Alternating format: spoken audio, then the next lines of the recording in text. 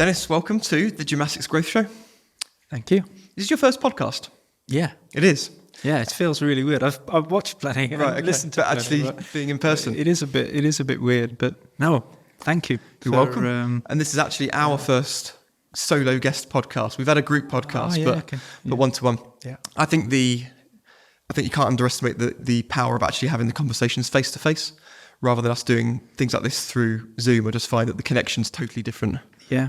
Yeah. And you'll understand that because obviously all the work that you do pretty much is face-to-face, isn't it? Yeah, well, it was. And interestingly, the way that changed through COVID, that switch, completely, obviously, and everything was done,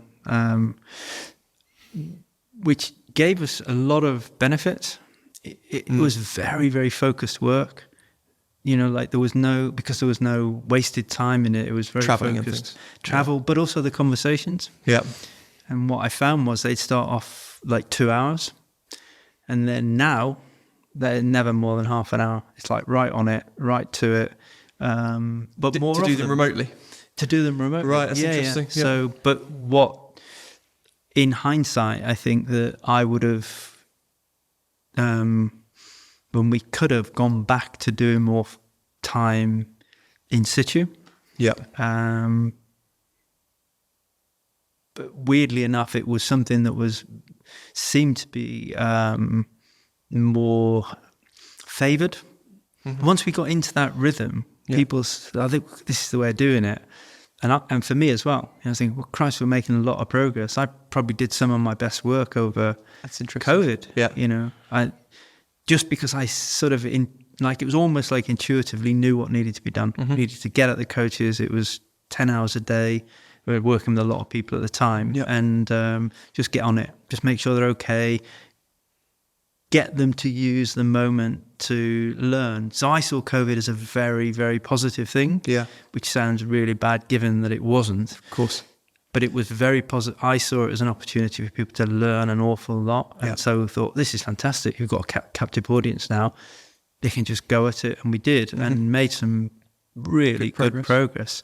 But then missed out the next bit, which was more going back to more face-to-face time. And now when I do that, it's so much more, it's not enjoyable, but it's different. It is what you get when you're looking at somebody, you're sort of interacting is, you miss a lot on the screen. I think so. I mean, I can understand why you were more productive in that period in terms of the number of people that you would have been working with. And I was working with a lot of people at the time. Yeah. So all of a sudden I wasn't having to travel and I was doing more hours with them. So sometimes in those days, you might, before COVID, you might have a 10-hour day, but you could have 4 or 5 of those hours on the road. Yeah. A couple of hours with people, and we were good. But sometimes, then all of a sudden, COVID, you're like 8-9 coaches in a day. Bam, and so you. But what it meant also was more time with the coaches. Mm-hmm. And more frequency. Yeah. So short sessions, really focused, and doing those once or twice a week, just keep that going and keep that going. And so there's a couple of coaches through that period, younger coaches, couple in in judo, that I think without that period, it was almost like that we were able to put some foundation stuff in there. Right.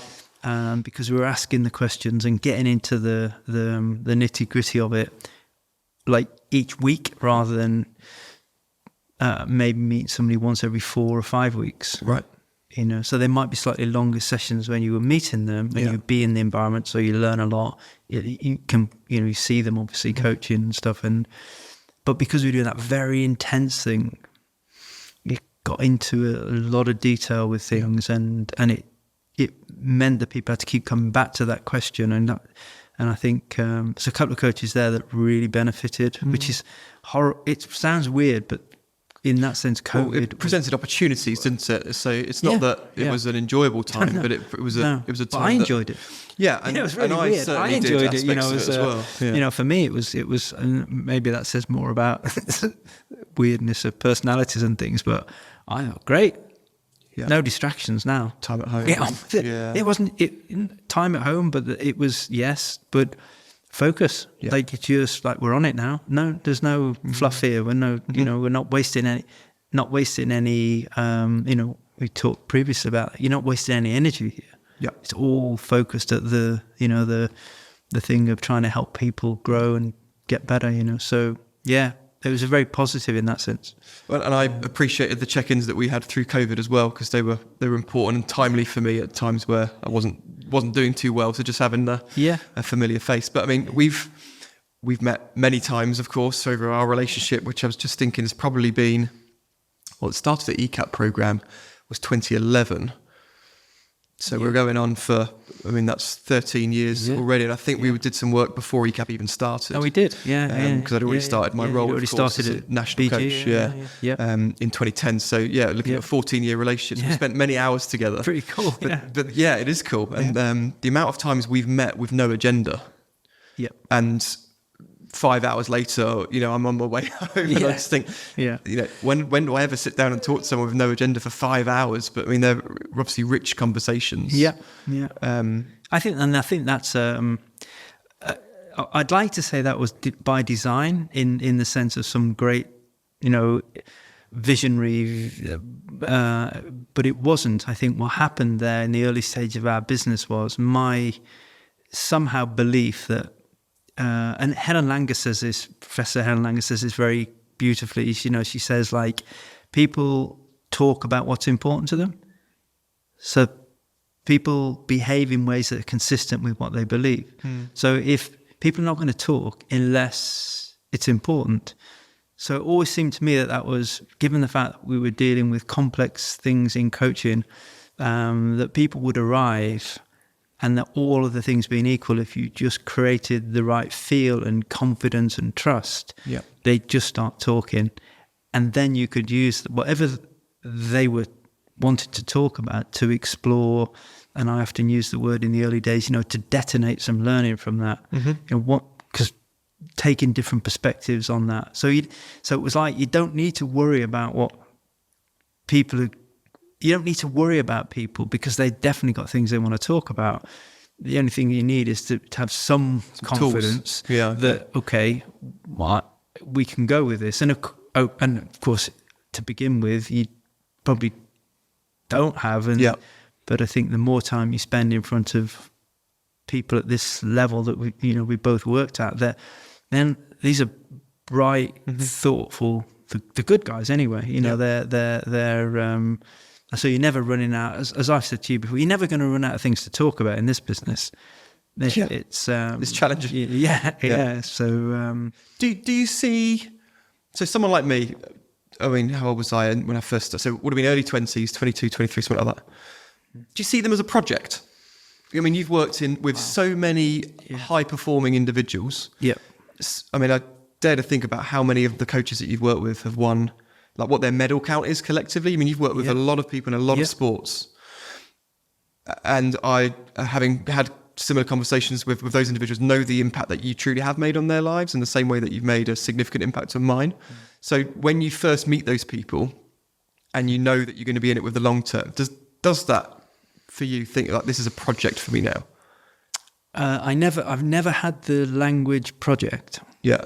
I really don't like that. I don't think I don't like thinking I'm part of a project. I mean, again, that's saying more about me than, but what I do believe is that I've seen long-standing relationships myself, including my coaches back in as a kid, and that impact over time is huge. Yep.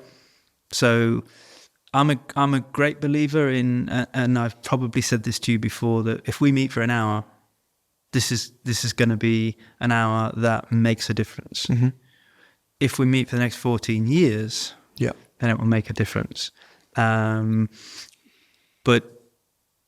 it's not that I ever thought of people, these things as projects, or what I've always had a commitment to those people that show up and keep showing up, keep working with them. Mm-hmm.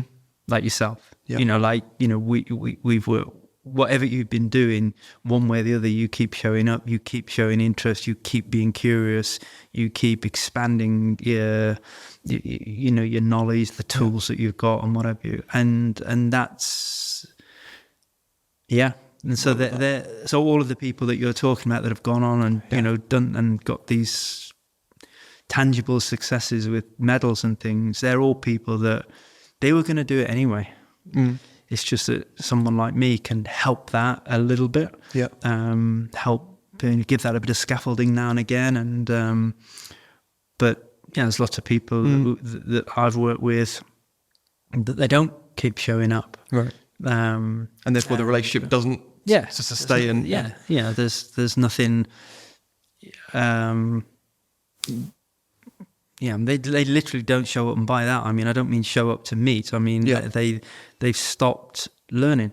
They stopped, which sounds really weird in the business we're in, when we're in a business where it's all about learning, it's all about growing, but we're still a lot of people like in other parts of, I suppose, other industries, I guess. I'm thinking that they reach that point of arrested development. I think Ericsson called it arrested development. You know, they get to a level that's good enough, and then they stop. And whereas guys like yourself and people that I'm sure you're alluding to, they didn't and haven't really stopped, growing. And then you get to that wonderful phase where you like when you're early on the Dunning-Kruger idea that, when you don't know very much, and that's okay, you don't know anything, but when you know a little bit, you know a little bit, but your confidence is disproportionate to your knowledge. And then at the other end of that, where you know a lot,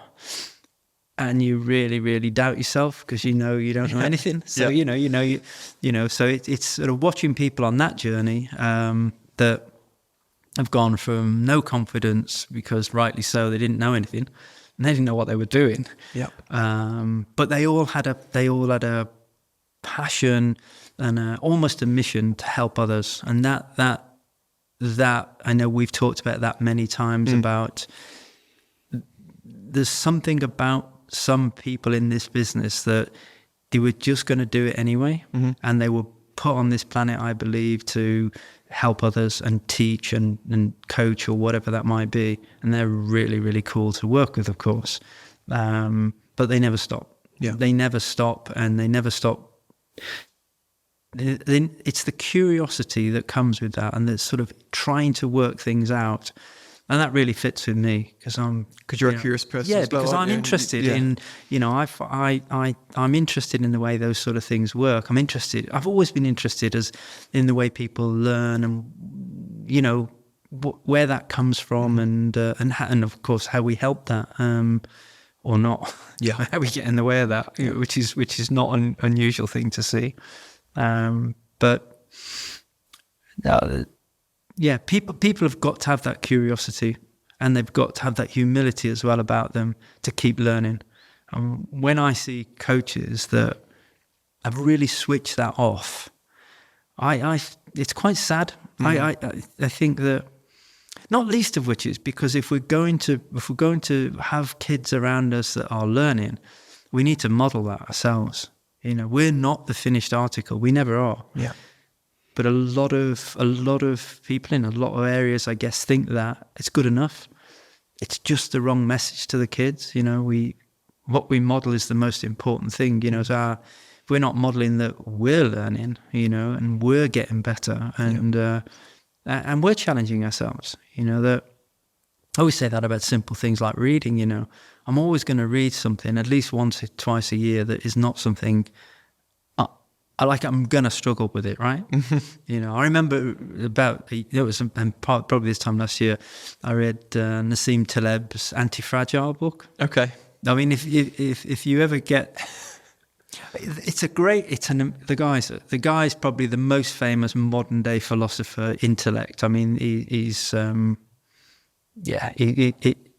you pick the book up, and it's one of the, most of my books I've got like highlighters and notes by the side of them, because I always tend to read a book 3 times. I'll read it, and then I read it and try it. That's just the first read. Then I'll read it and I'll highlight the things in it that I didn't know. Okay. And it might be a concept, or I never heard that before, I never knew that, and then the next read through is, okay, what am I taking out of this, and what do I think is important for me to learn, others, if I'm helping others learn. But Taleb's book is classic. There's not a single mark in this book. Right. I read it. It's a thick book and it's small print, horrible for my eyes. But it's one of those things that. It's one of those few times you read something, you think, this is not going to be easy, but I'm going to do it. And it's one of those pieces of writing where every line, every word counts. So essentially you could be highlighting every word, every line. Yeah. Yeah, exactly. Yeah.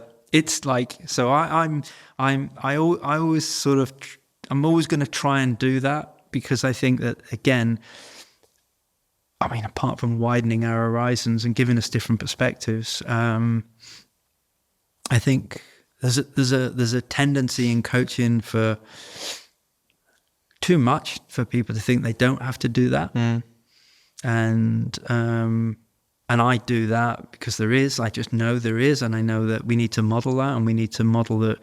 You need to go out and be interested and curious enough to find out this information.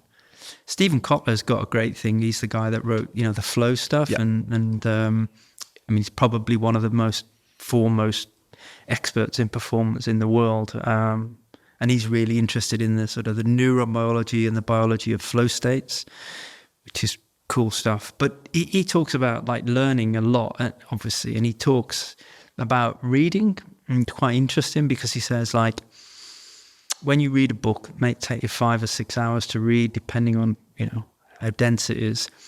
That represents 10 years of somebody's work for 5 hours. Yep. So I think, I'm going to try and read 10 or 12 books a year, 100 years, at least. Of someone's expertise and collective expertise. In 1 year. Yep. So, I think that when you see that it's not the only way people show curiosity. But I think that there's a curiosity and a preparedness to work at things which are not easy when you start taking on those things. And I think we've got to be careful with coaches that we don't dumb it down to the point whereby we think we can just teach them a few, things to do, tools or whatever it is, and then they're going to be great coaches. Because the truth of the great coaches is they're asking different questions. That's for sure. And our job. My job. The work that I've done, and you can tell me whether this is true or not. I suppose I've never really had this conversation with you, but which could be embarrassing. But my job feels like, my work has always felt like, I'm going to get you to think about what you think. I'm going to get you to think about your beliefs. I'm going to tell you where to look, but I'm not going to tell you what to see. That's up to you to work that bit out. I can agree with that. So it's not like I'm not trying to teach you anything in that sense, but my best work has always felt like, this is where we are literally getting people to think about what they believe here. And we're going to point them in use my experience and my knowledge to point them in a particular direction, because that's what else have I got other than to use that? And that's like to look in that direction, but what you see, that's down to the person. And sometimes you point people in a direction, they don't see anything, and then other times you point them in a direction and they come back and they're now teaching you, which is the other beauty of this. When you start working with what you think of as the projects, the longer term things, because the exciting part is every day's a school day for me, because once you start interacting with those type, like yourself, those type of people, you're learning stuff. So it's hardly work in that sense, because it's like a school day. You think, oh, I'm meeting these people today. Don't know what the conversation necessarily is going to be about. Rarely do, but I know I'm going to learn something. They think they're going to learn something, but it's actually, I'm learning as much, if not more now, with those longer term people because they've got a lot of experience now. Like yourself, you start when you're 20 odd years of age. I mean, you don't know one end from the other in one sense at that point. Yeah. You might think you do. Most of us did at 20, but you don't really. And you move on, and then you've got some real life experience. And that must be interesting, though, thinking about the maturity changes of a coach. I mean, can we just come back to what you just mentioned there about you give people, for example, the amount of questions that you've asked me, and I've just been completely flummoxed, but you haven't given me the answers. So you've asked me a question that I've struggled with, and sometimes as coaches we think our job is to give people the answers, but you've just left them with me. And actually I can think of another time where I won't mention exactly what it was because it'd be embarrassing for me. But something that I mentioned about, I was talking about values, and we were having the conversation about how our values are leading the way that we behave. And I think I was angry about something, and obviously sometimes I've probably used our time to kind of vent to you, and you've given me a different perspective on it. This was a long time ago, and it's just passion, not really anger. Yeah, thanks. But I shared something with you, which in hindsight now I know would have been so far from not truth, but what it should have been. And you never told me. You never told me I was wrong. You just listened. And I've always remembered that moment because it made me think about how important your role is, but also why in that moment you didn't give me the answers. And I know why, essentially, that it is to allow the penny to drop for myself, because there is a lot more power in that happening. And you asked the questions to promote me to reconsider what my answer was, as opposed to just telling me what it was. But that is the beauty of your experience, as opposed to, I think sometimes we just want to give people the answers straight away. I think we can look at people and we can think that they're like a vessel to be filled up, and we just need to fill that up, with stuff. Yeah. And that isn't the way we develop. We've got to fill that up ourselves, and we've got to make sense of that stuff. So a good question that gets you thinking. I mean, I've said to you before that, one of the things to do when we leave these conversations is we should be leaving scratching our heads a little bit with a headache. We've certainly we left need to think about this, you know, and of course the answer that you arrive at is going to be very different to the answer that I would arrive at, and that's important. It's not important that we think the same. In fact, that your experience, you're going to arrive at a different answer, and there are very, very few absolutes in this. Yeah. So I think that we can easily stumble into this idea there's a way of doing this, or there's some absolutes. There are some absolutes, Of course. There's some absolutes in physics, there's some absolutes in mathematics. But other than that, most things, things that we thought were true even 10 years ago are not true now. We know they're not. Science, evolution, things Awareness, move on. Yeah. And I think that,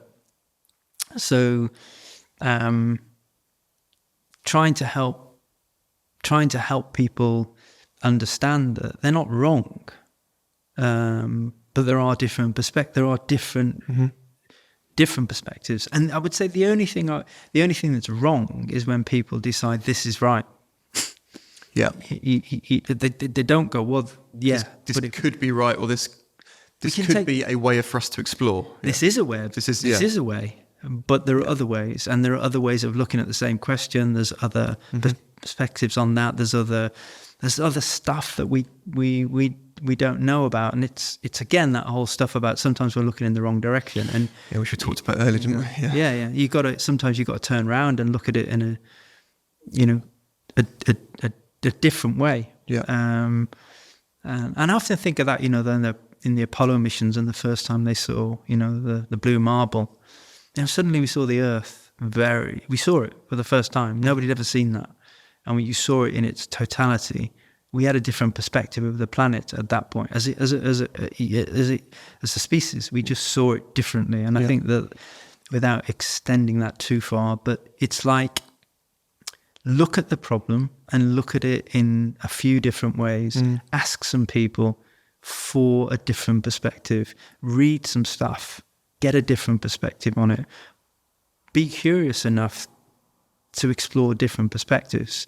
And in the performance world, people are in such a rush to get it right. Yeah. That sometimes their development is it's held back. And I mean that from athletes as well as coaches, which is my area. But I think that sometimes you've got to give people the space to explore things. Sometimes it takes a little bit longer, but what you get at the end of it, with all of those mistakes that you make and all of those places you go where, all of those experiments you run, And I think, again, with coaches, you've got to be careful that we don't get into this idea that there's one way of doing this and all you've got to do is learn that way and then this will be fine, rather than there's one way to start and then you've got to run an experiment and then you've got to run another experiment. You've got to have an hypothesis, you've got to have an idea of what you think is going to happen, then you've got to go and check it out. Yeah. And I think it's really liberating, that, because when you say, well, we've got an idea and we're going to go and test that idea, and you can't then you're not then worried about being right, because as a scientist, it's the scientist mindset, if you like. I think Adam Grant talks a lot about in his writings about, develop the scientist mindset, which is just run the experiment, have an idea, run the experiment and see what it gives you, rather than thinking I need to be right and I need to have all the answers. Big paradigm shift, isn't it? A powerful one. Massive. But you think about that in our experience of coaching, and the coaches that have, we definitely both know over the years that have got, and on ECAP as well, you'd experience this, people that were really stuck because they thought they had to be right, rather than what they really need is really, really good ideas. And then the next bit, not just like ideas don't count for anything, but run the experiment, execution of the idea. Yeah. Yeah. But then get the feedback. Yeah. So run it. And if it doesn't work, run another one. And if that doesn't work, run another one and run another one. I was chatting with an athlete the other day, actually, who is struggling with some, I don't know what he would call it. Like, he just doesn't feel as though he can reproduce his training in competition. Whatever. And he calls it, I get nervous or whatever it is. And, but the question that I asked him, because he was there with his dad, who's a coach, and I just said, what do you do about that? Like, he said, what? And he said, what do you mean? I said, like because he said something like, I lose concentration or I lose focus, going along and then I lose focus. And I said to him, where does it go? He didn't know how to answer it. I said, no, I'm serious. Like, you're telling me you lose it, which means you've got it, and then it must go somewhere. Where does it go? Because and he's like, struggling. I said, okay, well, the most important thing is what you do about it next. So, there's this thing called, it's a situational awareness. This is what's happening. So this might be in this case, in a game, or in a coaching session. What's happening? What do I need to do? What tools have I got available to me, or strategies have I got available to me? Select one of them, try it, get some feedback. What's happening? And really move through that dynamically. Whereas we get this stuck thing where, we do this and that's what we always do. And then it doesn't make any sense at a logical level. It's not working. Yeah. So we're going to whinge about it or cry about it or whatever it is. But what we need to do is develop that, what's called, the very, I don't know whether you've read of any George Bono. He's written a beautiful book called The End of Trauma, I think it's called. He did a lot of the work around 9/11 trauma. And it's a good read because it gets you to really rethink what you think about traumatic events and whether they, so as an example, his work with 9/11, they set up something like 300,000 counsellors in New York. And they found within a week or 2 weeks, they were just sitting twiddling their thumbs and nobody turned up.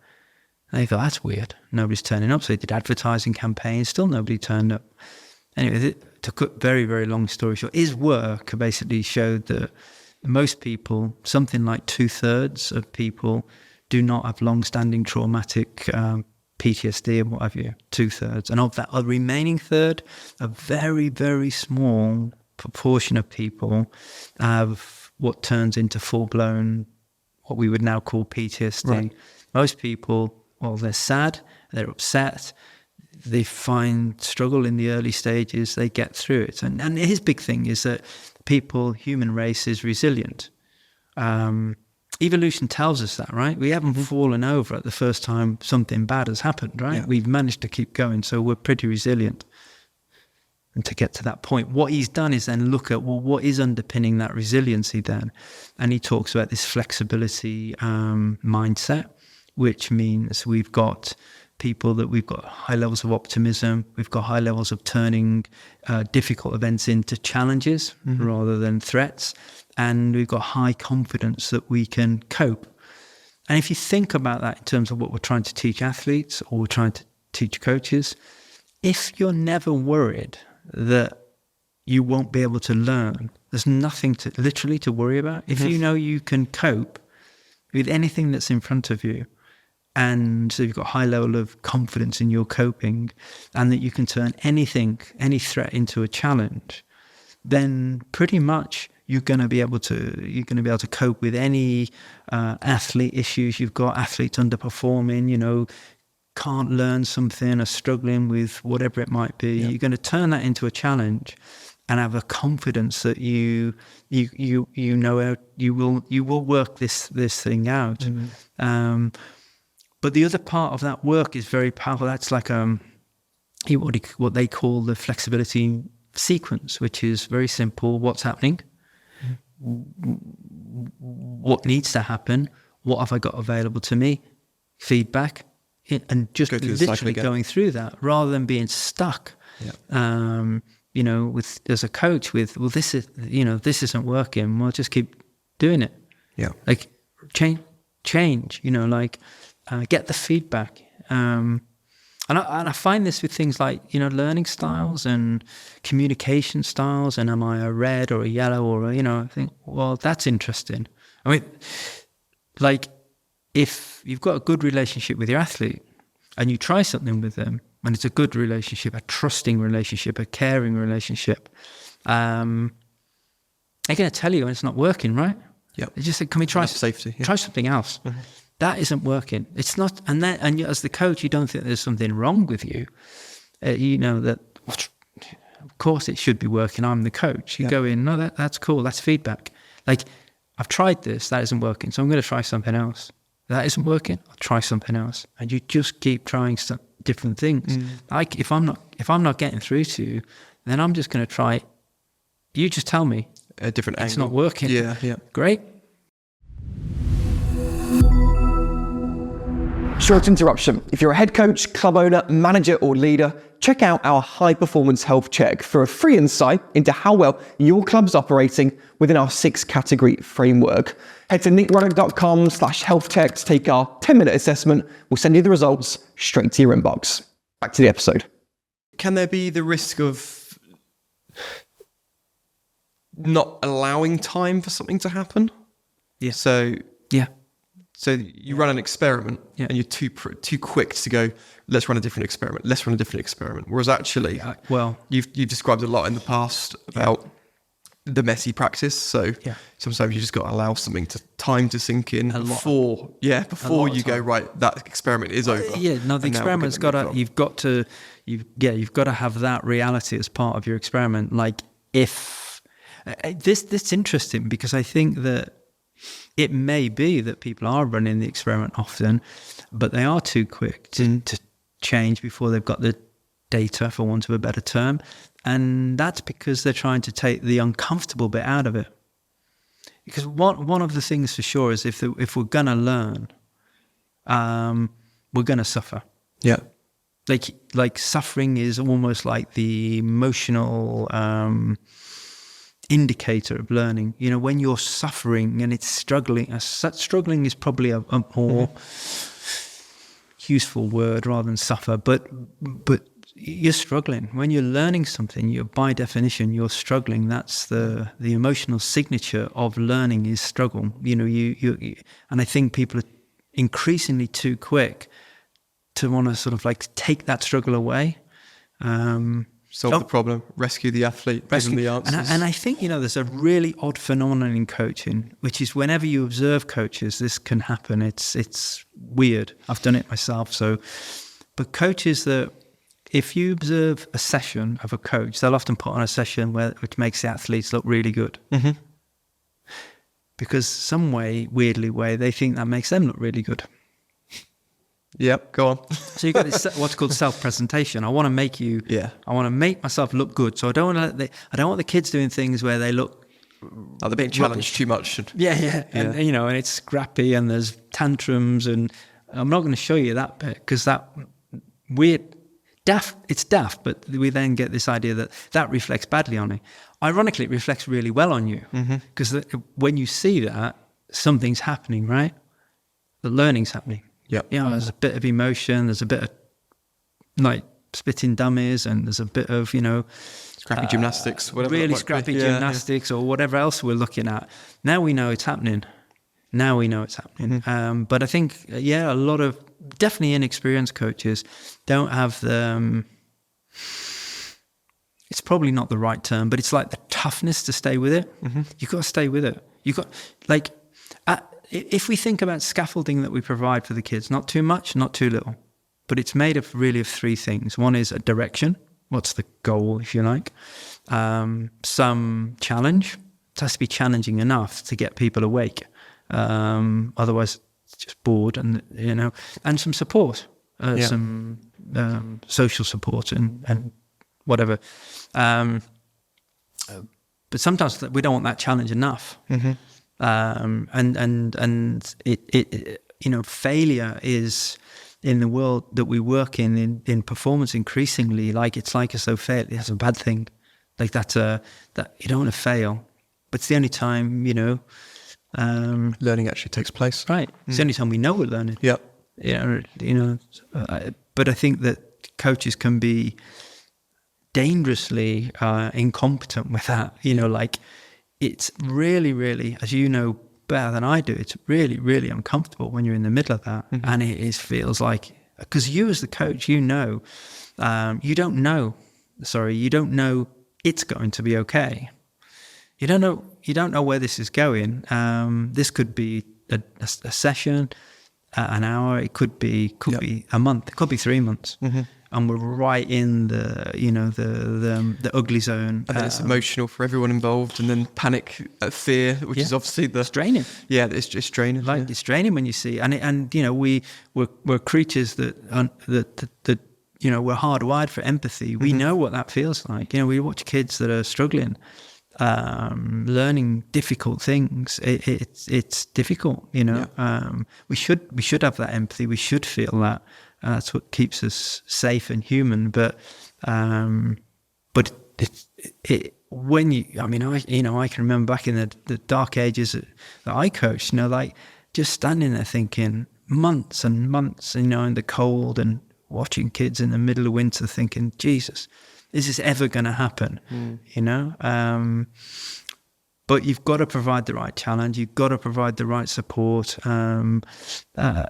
And sometimes we just don't provide the right support. The support comes as in, I'm going to take the challenge away. So I'll make it easier for you. Make it easier. And I'm not saying we don't have to do that occasionally. Sometimes we just have to take a break and, go in a different direction. But, I think the emotional part of coaching when you're doing difficult things, to stick with that is just as tough for the coach as it is for the athlete. Yeah. You mentioned obviously about how important failure is in the experiments, but again, it comes back down to curiosity, doesn't it? Because if you haven't got a curious coach following the experiment or the failure, you don't get the review bit, which is actually what can we learn from this? So. Like what's done well? Yeah. What do we need to refine? What are we missing? Where are the blind spots? And all those other great reflective questions. Yeah. It just probably leads to more frustration, which is like, well, we've just failed. We're no better off. Like we don't actually have any further data or knowledge that's going to help us move forwards. Yeah. And I think there's a misconception that every experiment you do is going to take you closer to the answer. Some of them are going to take you further away, and that's the point. You've got to eliminate all of these things often to get to that, and that does require a massive curiosity and also a toughness about that. Go back to the work we talked about there with a resiliency. Like persistence and coaches, the best coaches we've worked with over the years, incredibly resilient. To keep going back at it, to keep trying to find the answers. That looks like curiosity at one level, but in reality, year after year, there's a resiliency to that because not every piece of curiosity leads to, wow, I've learned, wow, I didn't know that even existed, and wow, I've just, grown 10% because of that. So it's not everything. There's a huge amount of resiliency, and it's go back to the modeling part of this as well. You've got to demonstrate that. If you're going to coach, definitely at the top end, when the challenges are massive, you've got to demonstrate that resiliency as a coach, and that curiosity and that continual learning and experimenting, because that's what we're asking the kids to do. Yeah, it's get us leading by example. Yeah, exactly. Yeah. Sounds really simple, but you have to. I spoke this weekend. Obviously, I've just come back from Belgium, as I said. Yeah, well done with that. Thank you. I appreciate it. Impressive. I saw that photograph, I was thinking, wow, that's cool. Yeah. It was cool. Yeah. It was, coming back to... I was thinking, there's this guy that was like 20 years away. He's up standing in front of 2,000 people or however many thousand people. Yeah. This is very cool. I was very, very... I said, so with my clients, we've got a group chat basically, and I was quite honest with them. I just said, this is how I'm feeling. I'm about to stand up in front of over a couple of thousand people. It's the biggest audience to date. I've got feelings of imposter syndrome, anxiety. There's some fear thrown in there. I'm trying to over prepare because I know that as soon as I walk out, my mind will go blank. I said, but what do you do? You just got to do it anyway. And I said, say yes to the opportunities, figure it out after. And just, I guess that just links back to the curiosity and the learning, because a lot of people would shy away from that and they just go, well, actually, I don't feel comfortable. I think, and it's just got to be, you've just got to feel uncomfortable and just what we're trying to model for the athletes. Exactly. Yeah. And growth happens in that period. And for coaches, that won't go into that place. That's frustrating. That they won't go into. Yeah, I mean, I think if I said, if I didn't know you'd been this weekend and I turned up and said to you, what's the last thing you did that scared you? You'd be able to say, well, this. Yeah. Because it did, definitely, right? Yeah. And again, our perception of things like the way we look at things, but our perception of things like the challenge or stress, we call it all sorts of things, stress and, anxiety and pressure. Nerves. It's fear. Yeah. I mean, it's the same thing. We've just given it fancy names. It's basically right down basic fear, and we need it. So, we think of fear as a bad thing. We think, it's, I used to have people that in skiing would say, not athletes, but tourists and people, friends would say, I'd love this. It'd be great at skiing if I wasn't frightened. I think some of my, this work started even back then for me, because I remember saying to a very good friend of mine, would you? Like if this didn't frighten you a little bit, would you even bother skiing? See, when somebody says, I would do this, it'd be great to do this if it didn't frighten me. Why would you do it then? I mean, the reason you do it is because it makes you a little bit scared. Mm-hmm. It challenges you. There's an adventure and an excitement around that. Yeah, that's what we need, right? And we need that to grow. Mm. We need stress to grow. Stress is a good thing. Yeah. We know all sorts of things. Distress, that's different. But you need what you had this weekend to grow. Yeah, but preparedness to put yourself in that place as a coach, as a businessman, as whatever it is. I think, if we could teach teach kids that, but definitely teach them, the people we work with, that you've got to just lean into it. Yeah. And there's a big thing, there's a huge thing. I think we've all suffered from this, I suppose, because we've suffered from this idea, I think, generally, that we've got to be ready before we do something. Mm-hmm. So, I mean, you said there, over prepare, which is a standard, well, not everybody does that. Well, I mean, not everybody does what you're doing. So, but the fastest route to learning, of course, is to do it before you're ready. Mm-hmm.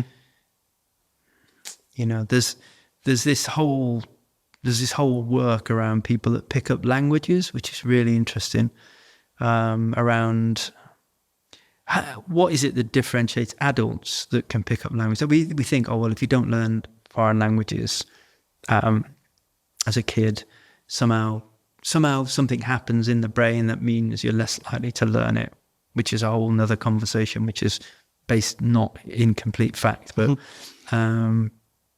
but what it turns out is people that can go and literally learn languages very, very quickly, the consistent thing about them is they're prepared to go and start communicating before they can speak the language. Right. Basically, they'll just throw themselves in there, and they don't care about getting it wrong, and they don't care about making mistakes, and they don't care about people laughing at them, because they don't actually laugh at you. They're encouraging you. And so people that can pick up a language within a month of any language can just go and do that. And this whole group of people that are studied, when the reason they're studied is because they learn so fast. Mm-hmm. And what makes them learn so fast? Well, the only really consistent thing is that they're prepared to go and do something before they're actually ready to do it. Yeah. And so that's really why it needs to feel a bit scary, because we're not actually completely sure we've got this.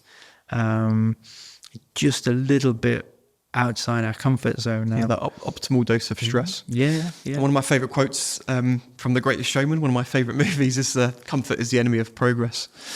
Perfect. Which But putting yourself deliberately in an area of discomfort is not part of our evolution, really. We're designed to do as little as possible. We're designed to stay alive, energy. Why would we do things which take up energy when we don't know what's going to come out of the woods and attack us, and and saber-toothed tiger or some bear or something? So you want to conserve energy for the fight. Yeah. So we're hardwired for that. So we've actually got to go against our sort of, well, that's the right term, but we've got to go against our biology in one sense there, and put ourselves in a position deliberately where we're outside our comfort zone, whether we're athletes or coaches or, like yourself, businessmen and people that are growing these amazing things. I mean, none of this is comfortable to do, right? It's like much easier to sit home and watch daytime TV. Yeah, absolutely, definitely. Like it's, but yeah. So we went off on a slight tangent with Belgium, and but the reason I came There's about... our conversations. I know, We've always. just gone off on another tangent. Always. Yeah. But they're beautiful tangents, and I do love them. Yeah. But on the Friday, I delivered a session to sort of the high-performance community, and one of the discussions was around being emotionally consistent as a coach. Okay. So, with all the ups and downs of training and the different stresses and pressures, one thing that I think the athletes do really need is consistency. So they need to essentially know who's going to be coaching them that day. I mean, if you've got a Jekyll and Hyde personality as a coach, if I'm going to behave, if I walk in the gym today and I'm going to get this coach, or am I going to get this version of them? Yeah. And that lack of safety that they then feel is a huge barrier to the I guess, the athlete-coach relationship and how that flourishes. And I think that takes an awful lot of awareness, for sure, and work. Yeah. I sponsor a young boy that races bikes, and I also help his coach a little bit. Mm-hmm. And his coach is great. He's like, he really, really has accelerated. He talked about curiosity and like a sponge, like amazing guy. Didn't think he was going to be a coach. He already thought he was a coach, and we started working together about probably 10 years ago now. This is not a paid client. This is just a project, if you like. Yeah. And he's actually used that term to me before. But in the early days of his coaching, you'd arrive in the garage and watch him, and essentially you were going to get whatever was going on in his life. And so, whatever was going on, you were going to get it in the way he coached. And we developed this little sign that was to be put on the garage door, on the pit door, which basically said, "Leave your shit at home." Right. When you come in here, that's to talk into that idea of this consistency. You've got to bring that so that people know what they're getting. And that, when you start getting coaches that bring that into the gym or into the garage or into the, the athlete's got enough going on without having to second guess you. And if you're okay, my coach used to say, though, it was a very simple phrase. He used to say, it doesn't matter how knackered you are. And sometimes, obviously, in this business, you're really knackered, especially when we were running a residential program. It's 24/7. I mean, you're young. You don't switch off, do you? So. You don't switch off. But it was, some days it's freezing cold, middle of winter. You're not making any progress. You're thinking, I'm not sure we know what we're doing here. And he just used to say, when you walk down the stairs, it's time to shine. It's showtime. Yeah. It doesn't matter what you're feeling. What those kids see is you at your very, very best. And rarely should they see you at the worst. And of course they do, because we're human but I think there's something about the effort that requires and the consciousness that you've obviously raised in that session. That it's not a given. You don't turn up to these things every day feeling great.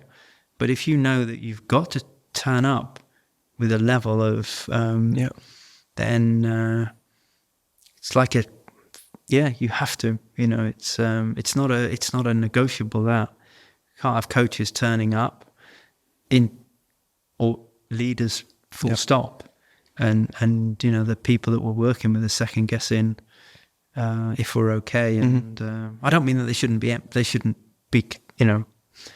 have some care about us, but when it starts turning round and it becomes about the coach, and it can happen, with athletes, they're more concerned about the coach, and I've only had that maybe 3 or 4 times in my career, but listening to athletes, is the coach okay? That's not a good state for the athlete to be able to perform at their best when that's what they're sort of considering. Wrong. I mean, the coach is okay, always okay. Yeah, that's what they have to be. They because they're not the focus. And of course, I understand that people are human, so we are concerned, and particularly the deeper we go into the relationship with if we've got a long-term coaching relationship with athletes. Of course they know when we're having a difficult time, but that we don't want that in the gym. I mean, it's but it happens. I mean, and unlike probably what you've alluded to in the session at the weekend, that you have to put yourself. It's always good to put yourself in that perspective. It's always good to imagine yourself as a 12-year-old, 13, 14-year-old in the gym with a coach like that. Yeah, because we can do that. We can go back and we can imagine what that would have felt like. You wouldn't want it, you wouldn't want to be second guessing your coach. Well, I just think it's just confusing. I was able to have a laugh with you yesterday, and now it's like dead serious stuff, and it's all about intensity. Yeah. And yesterday you weren't really present, and then now today I can't do anything wrong. You're on my case all the time, and it's just like, and I think that breeds an anxiety for the athletes when they walk in the gym, because I don't know how I'm supposed to behave, because I don't know which version of a coach I'm actually standing in front of today. And don't know why that is different. Sure. Yeah. Is it me or is it you or is it me? Or, I mean, again, I can, and definitely where we've got very young kids working in gymnastics. I mean, they don't know. They can't. you can't make sense of that. Yeah. I mean, when you say about consistent and predictable and all these sort of things, I mean, for the young brain that's developing, I mean, there's enough going on, right? It's got to be careful that we don't fall into that trap of thinking, you know, 14-year-old, you can get a 14-year-old, 15-year-old gymnast that are doing amazing things, yeah? And I've probably told you the story before about a very famous diver that was a child diver. Yeah. And we were working with British Diving at the time. Mm-hmm. It's Tom Daly, so you don't care about. And he was going to 2008, so it was Beijing, and we were working with that program for the 4 years before that. A great group of coaches. I mean, there's a PD at the time, an Aussie, Steve Foley, who went on to great success as well in America. But he was a proper coach and an unbelievable person to work with. All of the things we're talking about, with all of that sense of humour that Aussies bring to that, which was wonderful. And a great group of coaches. And we'd finished the last camp before Beijing. And I think we'd done a session with the coaches on, we were there for a week, but I think the main theme was running through this idea of big event coaching. You know, like there are two performers that go to the games, there's the athlete and there's the coach. Both can blow it. Like, you know, like in those pressure environments, the coach can, so we need to have a bit of awareness about our stress personality, our coaching, you know, in those, as I remember it, that was. Anyway, we were sitting in the evening, little, you know, glass of wine. They were about to go off to Beijing, and Tom walks in his pajamas, you know, like, he's like, was he 12 or something at the time? I can't remember, 9 or whatever. He's like, he was a baby. Yeah. And anyway, something was going on, and then he goes back to the room, and Steve just said to his coaches, he just said, the thing you have to remember is, we saw the guy today in the pool do something that only 2 people in the world can do. Superhuman. Yeah. But what you have to remember is he's still a child. Just because he can do superhuman things in the gym or on the diving board, which only literally he was doing dives that only one other person could do. Yeah. We were in Leeds and he was doing them, and it was like, it was hard to imagine. Like when Steve said to me, there's only one other person that can do that in the world. You think that's like weird. Yeah. Yeah. And at his age that he was at as well, which is even more impressive. But he's still a child. Yeah. You know, and Steve was amazing with that stuff. You know, he just said to his coaches, he just said, dude, like, this is still a child. Mm-hmm. And by that, he meant in terms of his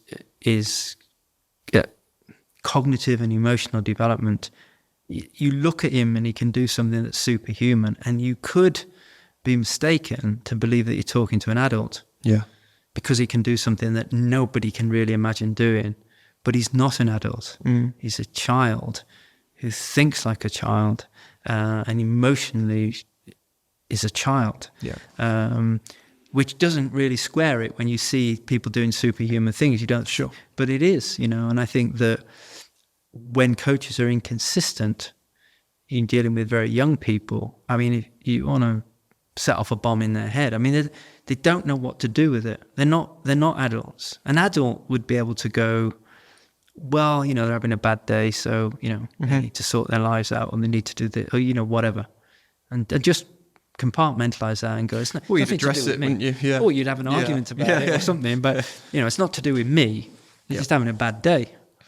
I'm not sure, you know, I'm not sure where we think a child can do that.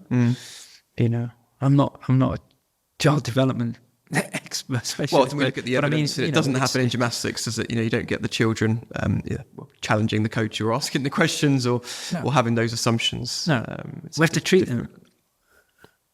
They're like superhuman children in that sense. You know, like we've talked about that, but they're still children.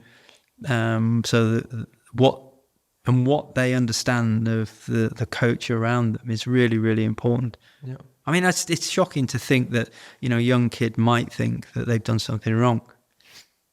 You know, like if they make, I suppose we've seen it in gymnastics, we've seen it in other sports, but, you know, a child makes a mistake, the coach has a go, child thinks, oh, there's something wrong with me, I've displeased the coach, or whatever, you know, rather than I just got to do another one. Yeah, I made a mistake. Yeah. I mean, I failed. That's how you learn. You know, not no, I've done something bad now. You know, it's sort of. So yeah, that's a really cool point. Yeah. I would have liked to have heard that.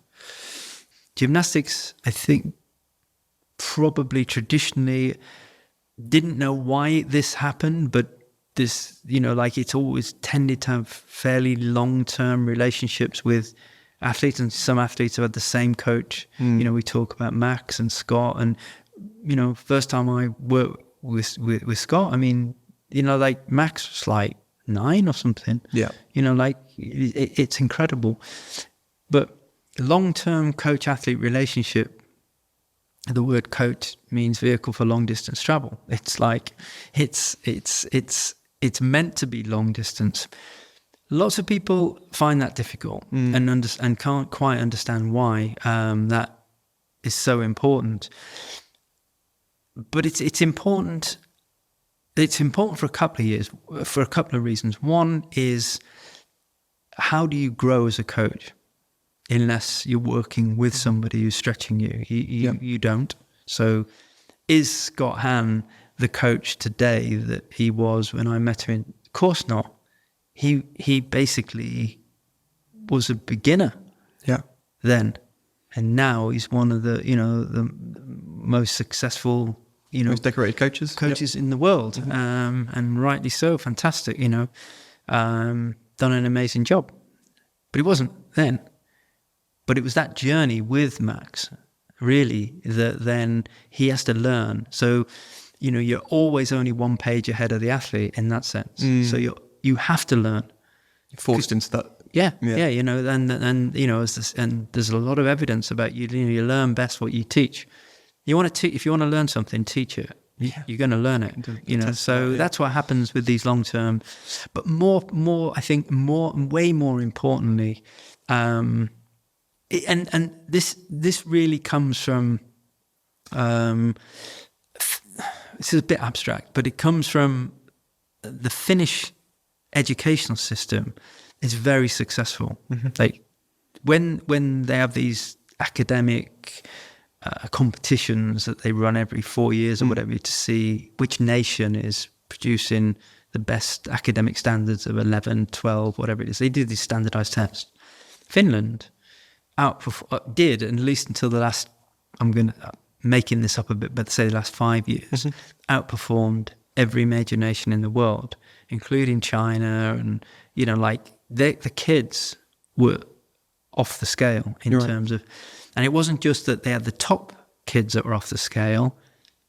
The bottom was much closer to the top. Like in Britain, the educational system, the top is amazing, but the bottom is a long way away from the top. The bandwidth is huge. We've still got kids leaving school that can't read and write. You know, that doesn't happen in Finland. It's much, much closer together. But when people have looked at that system, as they always do, and think, God, what are they doing that we're not doing? There's many, many things that they do. But one thing that comes out of that system, well, there are two things really. One, first of all, a philosophy where they would say they don't teach subjects, they teach kids. And you got to think about that in gymnastics or any sport. You know, like you think you're a gymnastics coach. You're going to teach gymnastics. Or you think, no, I teach kids. It's children I teach. It just happens to be gymnastics. So in Finland, they have this philosophy that we don't teach geography. We teach children. What that has led to is they've adopted what, I'm not sure whether I don't know where the term comes from. They call it looping. Looping is to do with the idea that they'll stay with the kids 6 to 8 years. The same teacher with the same kids. Long-term relationship. And of course, a little bit like we've been talking about with Scott, what Scott has to do then is Scott has to get better. He has to learn. He's only one page. The teacher has to do that because they don't know what they're going to need to teach these kids in 6 years in geography. So they have to grow. So they're always, the teacher then, or the coach, is continually in development. They're always learning because they have to. So this looping idea, what that means though is that the teacher isn't expert in the subject, geography, math, English. They're expert in the child they're working with. So in order to push really, really hard, in order to make progress, you've got to become expert in the child you're working with. And that takes time, a lot of time. Where I think that we've gone away from that a lot into thinking that anybody can coach the kids. But there may be more expert people in the room in high bar or, this or, pommel or whatever. But there'll be the person that's most important is the person that's most expert about that child. They're the most influential, you think? Well, they're definitely the most influential, but they know that child inside out.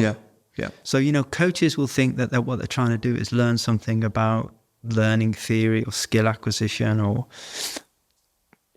strategies or, what the technical knowledge about build-ups or, routines or whatever it is. And I think sometimes they fail to recognize that the most important knowledge you have, the most important expertise you have is about the child you work with. Yeah. So if you think about, we'll stay with the example with Scott. Scott knows Max. He's more expert about Max than he is about gymnastics. Yeah. I mean, he's pretty expert about gymnastics, but, it's, so this time we spend with the kids, it's not just about being technically knowledgeable, or we need that, but we can always learn that. Yeah. Or in fact, we have to learn that. Actually, you can. It explains why some coaches are actually not particularly technical, but they go a long way with their athletes. A very long way. Maybe they are fantastic at developing the relationship and knowing themselves and knowing the athlete. Knowing that athlete, that every nuance about that athlete. And particularly, that becomes, looping back, that becomes really, really important in an environment where it's dangerous. It really is dangerous, and people can seriously hurt themselves. But we have to allow them to explore that scary bit, because nothing that you learn, or anything where you leave the ground that's new is going to be scary. It's got to be. Even if it's into the pit, there's still, but so you. And the enough autonomy to be going at that means that we've got to know those kids really well. Dennis, thank you for No, thank you. It's speaking so openly and having another great conversation about coaching. Yeah, well, no, thank you, and congratulations, by the way. Thank you. I mean, it is 10, 14 years or whatever that is, and it's been amazing to watch you develop and grow all these different things, and more importantly from my side, do put back into that, make a difference to people, and because in there is a real educator, and I think that matters. And so thank you. I appreciate the well support, done. and you've done more for me than you'll ever know. A little bit. I'm very grateful. As Mother Teresa said, we're just a drop in the ocean, but without that drop, the ocean would be less. So there you go. It's serious, make a difference where we can, and but you've done amazing, and I appreciate it. I do. Your people are really lucky to have you. So well done. Thank you so much. Thank you. Thanks so much for listening to this episode of the Gymnastics Growth Show. Now, if you're an ambitious gymnastics coach with a hunger for self-improvement, check out my Gymnastics Growth Academy, where you'll find members from over 40 countries, all accessing my masterclasses, courses, templates, live community calls, exercise libraries, and so much more. It's a program that members have described as life-changing. So why don't you check it out for yourself? Head to gymnasticsgrowth.com to learn more. See you on the inside.